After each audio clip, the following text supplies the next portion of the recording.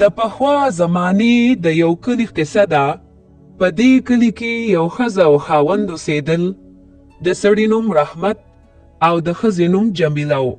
د دوی یو وړه لور هم وه چې د هغې نوم زینب و. خو د رحمت لوریانې نه وې خوښې او همیشه به یې د لور نه نفرت کولو.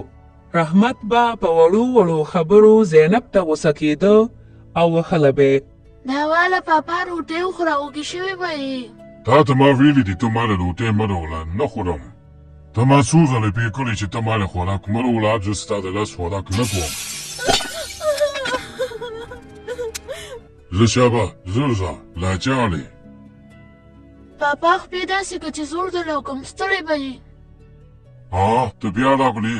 دا ته ما نه دي ویلې چې ته به ماله خواله نه راځې. ژر ځه شابه مه کوه رالې.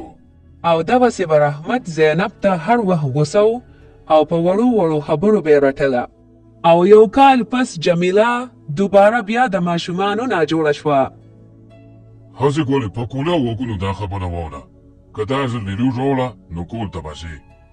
ای سړیه نو زه څوک یم؟ دا خو زما کار نه دی، دا خو د الله کارونه دي. زه نو نه پوهېږم، زما لور نه ده پکار. ما له به زوی راوړې او دا زما اخري فیصله ده. خو د جمیلې قسمت ښه وي، یو څو ورځې پس د جمیلې ماشوم وشي او دا ځل الله جمیلې له یو زوی ورکړي. د جمیلې د زړه بوج هم سپک شو او زینب چې هم خپل لور ته ګوري نو خوشحالیږي. مور یې څومره خشته دی، دا زما ورکوټې لور دی. او بچي دا ستا ورکوټې لور دی، ته د باجي هاف. رحمت هم خپل زوی ته ډېر خوشحاله وي او خپل زوی له نوم قاسم کېږدي. یو شپه رحمت سره قاسم په غېږ کې وي چې زینب راشي. مه کوه، تا ته ما ویلي ته له بچو ته نه راځې، ته منخوشه یې منخوشه. سړیه داسې مه کوه، د الله نه ویرېږه. هغه هم ستا زوی دی او دا هم ستا لور ده، دواړه ستا بچي دي. یو ته په یو نظر ګوري او بل ته په بل نظر ګوري. بس ښځې نصیحتونه راته مه کوه، زما جنکۍ نه وي خوښې او دا زما لور نه یو پوچ دی پوچ. دغسې وخت تېرېده. په دې کې 15 کاله تېر شو. 15 کاله پس رحمت هم بوډا شوی و او جمیله هم بوډۍ وه او د دوی بچي هم اوس غټ شوي وو. قاسم او زینب دواړو په کالج کې سبق وی. پاپا زما د کالج فیس په کار دی سباله. زویه وایه څو روپۍ دې په کار دي؟ 11,000 روپۍ فیس دی صرف. زه صحیح د بچي سبا به درله درکړم ها. دا جي زما نن سبا فیس غواړي. د څه شي فیس؟ ما سره دومره پیسې نشته. دا جي نو زما خو صرف 0 روپۍ دي.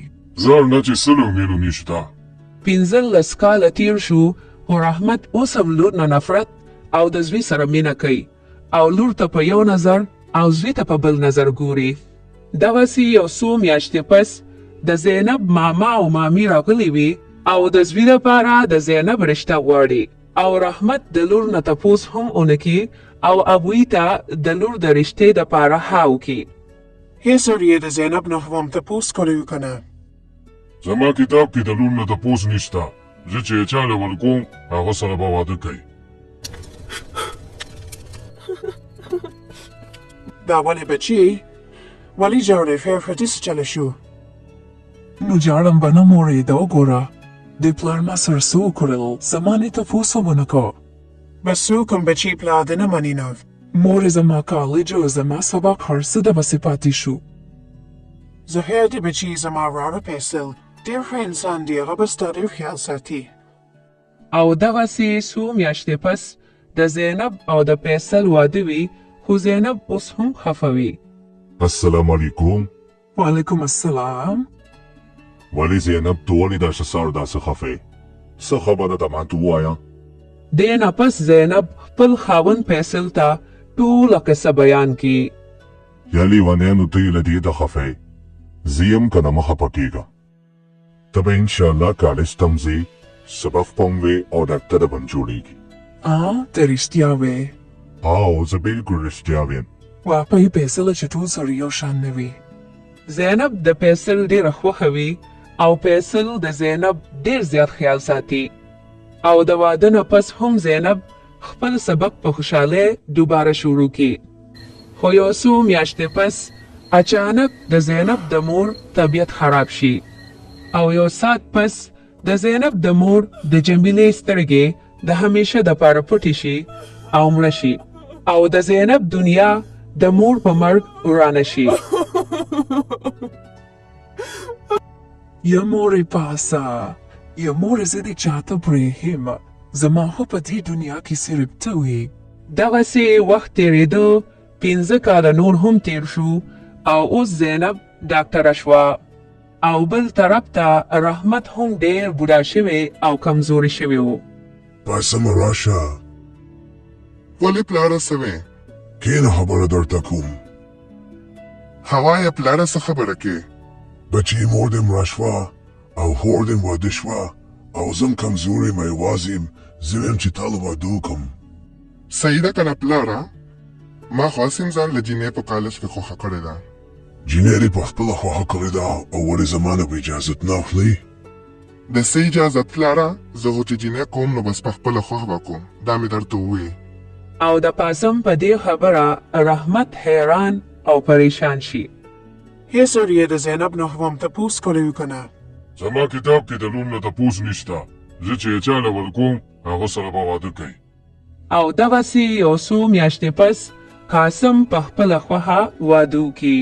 یو شپه قاسم او ښځه بهر تللی وي او رحمت کور کې د شپې یوازې د هغوی په انتظار ناست وي چې یو ساعت پس قاسم سره د ښځې راشي. یا بچې څومره ناوخته که چېرته تللی وې؟ مونږ بهر چکر لیدلی وو. ښځه بچې روټۍ تیاره کړې چې وخورو که نه؟ اوهو، روټۍ خو مونږ بهر وخوړه ولې تا نه ده خوړلي؟ زه هوږ یم بچې، ما وې چې راشئ نو یو ځای به وخورو. ښځه پلاره به سوده شه، ځه سحر به بیا وخوري. او د قاسم په دې خبره رحمت د خپله لور زینب یاده شي. ناواله پاپا روټۍ وخوره، وږې شوې به یې. تا ته ما ویلي دي ته ما له روټۍ مه راوله، نه خورم. ته ما څو ځله پې کړې چې ته ما له خوراک مه راوله، زه ستا د لاس خوراک نه کوم. او دغسې وخت تېرېږي، رحمت ډېر زیات بیمار شي. قاسمه هلک راشه. وړې پلاره څه چغې دې جوړې کړي دي؟ بچی د خپې مې درکړي، په دې راته لږ زور وکړه. زه یاره مونږ چې څه چلو شو، مونږ د کېږو ستړي یو. او دغسې به رحمت ته د زوی په هر یو جواب خپله لور یادېده. پاپا خپې داسې که چې زور ده له کوم ستړی به یې. تا ته ما نه دي ویلې چې ته به ما له خواله نه راځې. ضرب د شابه مه کوه رالېځو. په سبا شپه باندې رحمت ډېر بیمار وي، ځان له کمره کې پروت وي او ټوخېږي. یو خو یې د دې پله نه ډېره تنګه شوم، ټوله شپه به ټوخېږي، دې خواته مونږ خوب نه شو کولی، دی له به څه علاج وکړي ښه؟ نو ښځې زه ورسره څه وکړمه نو؟ بس هر څه چې کې سبا به دی کور کې عظیم او یا به دی پلار وي. او په سبا باندې رحمت په کټ کې بیمار پروت وي چې قاسم او ښځې راشي. قاسم خپل پلار ته ووایي چې ته ډېر کمزوری بیمار یې، نو موږ به تا اولډ ایج هاوس ته بوځو، هغوی به ستا ډېر خیال ساتي. رحمت د زوی نه تپوس وکړي چې دا اولډ ایج هاوس څه شی دی، نو زوی ورته جواب ورکړي چې دا هغه ځای دی چې کوم ځای کې ستاسو غوندې د بوډاګانو خیال ساتلی کیږي. او اوس رحمت په ټوله خبره پوه شي چې زما زوی قاسم نور په ما تنګ دی او سترګو کې یې اوښکې راشي خو خاموشه پاتې شي. او دې نه پس قاسم خپل پلار رحمت اولډ ایج هاوس ته بوځي. رحمت په هلته ډېر خفه و، ځان له به ناست و، چا سره به یې خبرې نه کولې او صرف خپله لور زینب به یې یادوله. دغسې یو میاشت تېره شوه، میاشت پس د رحمت طبیعت نور هم خراب شو او هغوی د رحمت د علاج دپاره یو ډاکټره راوغوسته، خو هغه ډاکټره بل څوک نه بلکې د رحمت لور زینب وه. زینب چې خپل پلار ولیده نو ډېره حیرانه شوه او د خپل پلار مخې ته ولاړه په ژړا شوه. رحمت د ډاکټرې نه تپوس وکړو چې تاسو ولې ژاړئ؟ هغې ورته وویل چې زه ستا لور زینب یم. رحمت چې دا خبره واورېده نو حیران شو، فوراً یې زینب ته دواړه لاسونه ونیول او معافي یې ترې وغوسته. او بیا رحمت خپله لور زینب ځان ته په لومبي ځل رانږدې کړه چې دواړو ښه په چغو وژړل. دې نه پس زینب خپل پلار معاف کړ، پلار له علاج هم وکړ او ځان سره یې خپل کور ته بوته. زینب به د پلار خیال هم ساته او د خاوند هم. رحمت خپله لور ځان ته رانږدې کړه او ورته یې وویل چې لور یو رحمت دی او لور یو داسې دعا ده چې دا مور پلار ته بغیر وستو ملاویږي.